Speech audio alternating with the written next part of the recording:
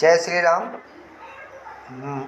आज हम NEET 2020 physics part code number F6 है, जिसका क्वेश्चन नंबर 162 देखेंगे। तो क्वेश्चन नंबर 162 है, the increase in the width of the depletion region in a PN junction diode is due to. Option 1 है both forward bias and reverse bias. Option 2 है increase in forward current. Option 3 है forward bias only. Option 4 है reverse bias only. तो जो width of increase in the width of depletion region is due to the reverse bias only. वो जो width बढ़ता है वो सिर्फ रिवर्स बायस की वजह से होता है, इसलिए ऑप्शन नंबर 4 करेक्ट है।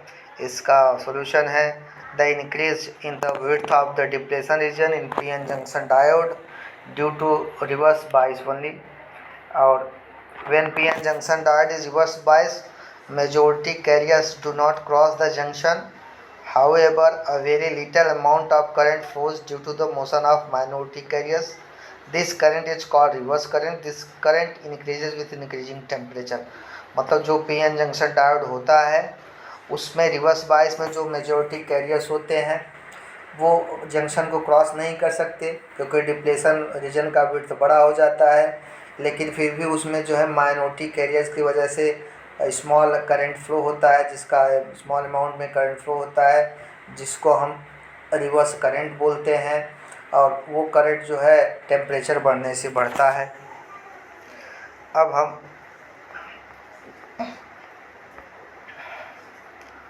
क्वेश्चन नंबर 163 है, in a guitar two strings A and B made of the same material are slightly out of tune and produce bits of frequency 6 Hz. When tension in B is slightly decreased, the bit frequency increased to 7 Hz. If the frequency of A is 530 Hz, the original frequency of B will be। Guitar है जिसमें दो A और B string लगे हुए हैं, दोनों में थोड़ा सा ट्यून में आवाज़ में थोड़ा सा अंतर है, और वो बिट्स प्रोड्यूस करता है 6 हर्ट्ज का। जब बी का टेंशन थोड़ा सा कम कर दिया जाता है तो बिट्स की फ्रीक्वेंसी बढ़ के 7 हर्ट्ज हो जाता है।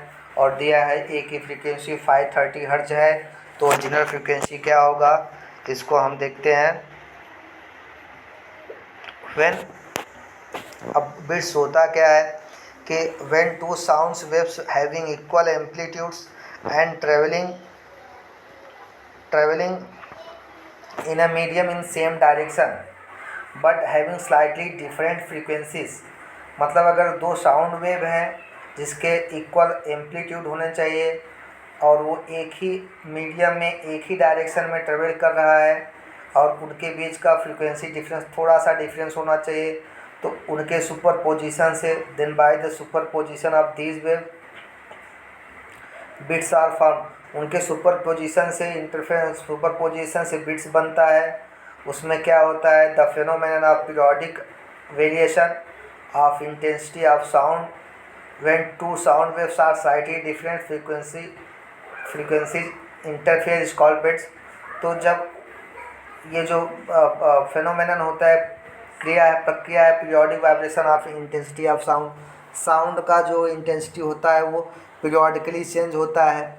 मतलब कुछ समय कुछ टाइम पे ज़्यादा हो जाएगा फिर कम हो जाएगा, तो ऐसे वो पीरियोडिकली चेंज होता रहता है, ज़्यादा कम।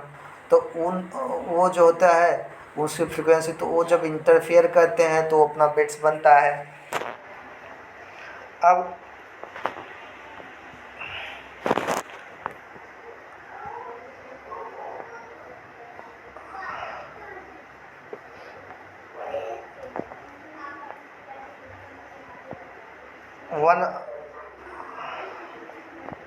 one cycle of maximum intensity and minimum intensity is counted as 1 bit। मतलब एक साइकिल अगर मैक्सिमम इंटेंसिटी होगा फिर मिनिमम इंटेंसिटी हो जाएगा, ज़्यादा आवाज़ आएंगे फिर कम आवाज़ आएगा साउंड का, तो उसको 1 बिट बोलते हैं। So frequency of beats is mod of ν1 minus ν2। ν1 frequency of one sound source है, ν2 is frequency of other. The the difference of the component frequency should be less than 16 hertz for the beats be heard. अगर जो है दोनों के बीच का 16 hertz से कम frequency रहेगा तभी वो सुना जा सकता है। तो अभी क्वेश्चन में क्या दिया गया, mod of V1 minus V2 equal 6 hertz है। V1 क्या है, फ्रीक्वेंसी ऑफ ए है, V2 फ्रीक्वेंसी ऑफ बी है। तो अगर सपोज करो let nu frequency of B is nu two dash है, तो अब क्या होगा, then mod of nu one minus nu two dash equal to 7 hertz दे रहा है। इसका मतलब ये है कि अभी बिट्स की फ्रीक्वेंसी बढ़ रहा है। बढ़ने का मतलब ये है कि nu one is greater than nu two dash, nu one की वैल्यू न्यू टू से ज़्यादा है। इसका मतलब ये हुआ कि nu two is greater than nu two dash, मतलब जो बी की पहले की फ्रीक्वेंसी थी वो बाद में फ्रीक्वेंसी से बाद वाले फ्रीक्वेंसी से ज़्यादा है। अब क्या करो, इफ़ न्यू वन 530 हर्ट्ज दिया है, इसकी वैल्यू पुटअप कर दोगे इक्वेशन ऊपर वाले में, mod of nu one minus nu two equal to 6 hertz, तो 530 minus nu two equal to 6 हो गया। तो न्यू टू की वैल्यू हो गया 530 माइनस 6, 5 to 4 हर्ट्ज हो जाता है। तो सिर्फ ये फार्मूला जान के रखो, mod of nu one minus nu two, इसको वन बिट्स बोलते हैं। न्यू वन क्या है, frequency of sound one first sound wave, and nu two second frequency of second sound waves. अब क्वेश्चन नंबर, इसका आंसर 4 करेक्ट है। अब question number 164 देखते हैं।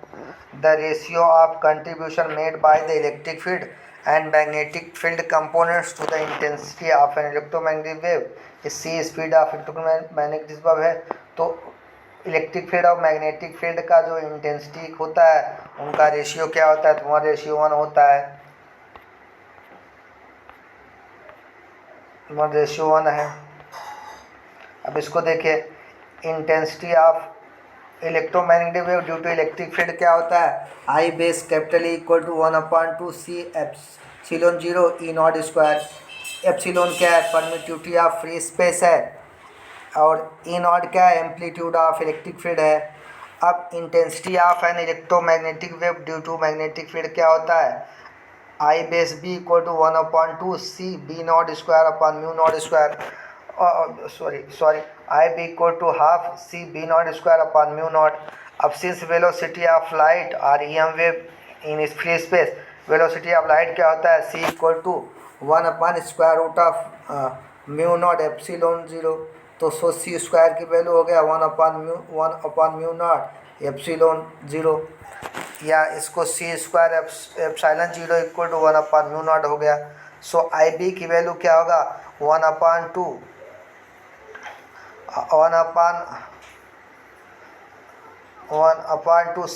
सी square epsilon and epsilon 0 mu not की वैल्यू हम पुटअप कर देंगे। 1/म्यू नॉट की वैल्यू क्या है, सी स्क्वायर एप्सिलॉन, तो ये था half C square epsilon 0 C square अब equal to half C square epsilon into C B not square, क्योंकि जो ई नॉट होता है value of electric current equal to C B naught होता है, तो बी नॉट की वैल्यू क्या होगा, एप्सिलॉन 0/c। ये वैल्यू पुटअप करोगे तो हो जाएगा 1/2 C Q epsilon B not square, और 1/2 C Q epsilon epsilon 0 into E not square upon C square. तो ये कैंसिल हो गया, सी क्यू से सी स्क्वायर, तो सी बचा equal to 1/2 C epsilon E not square हो गया।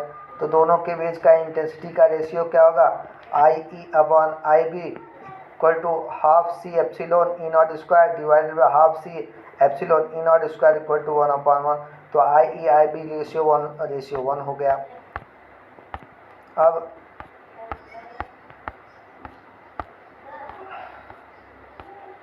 क्वेश्चन नंबर 164 का आंसर 4 है, ऑप्शन नंबर 1:1। अब क्वेश्चन नंबर 165 है, in a certain region of space with volume 0.2 metre cube है, the electric potential is found to be 5 volt throughout the magnitude of electric field in the reason.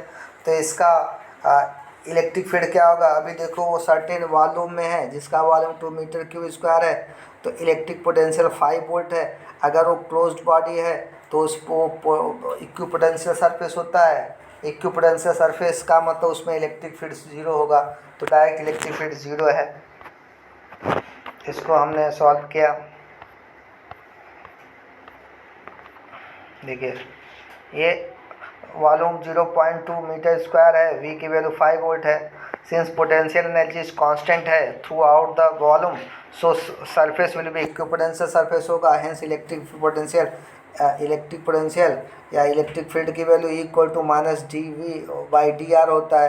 Potential constant है तो उसको with respect to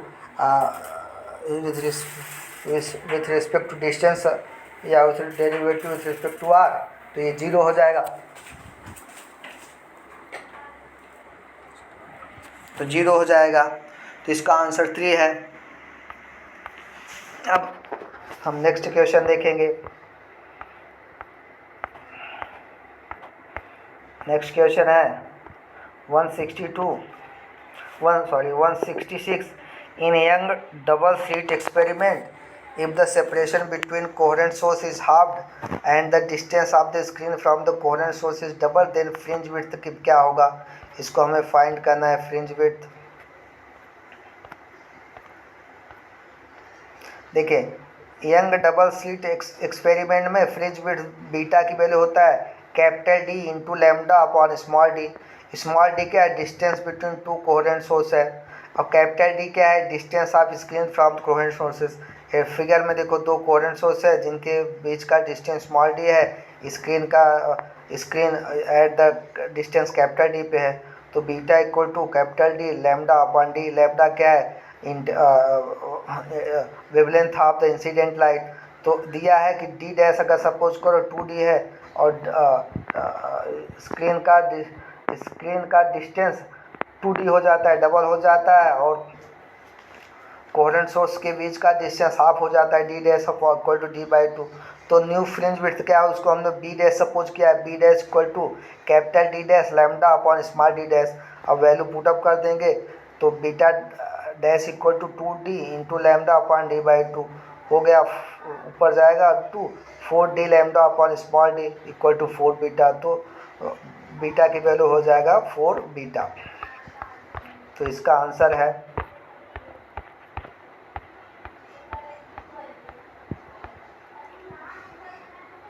4 times है, इसका answer 1 correct है। Thank you.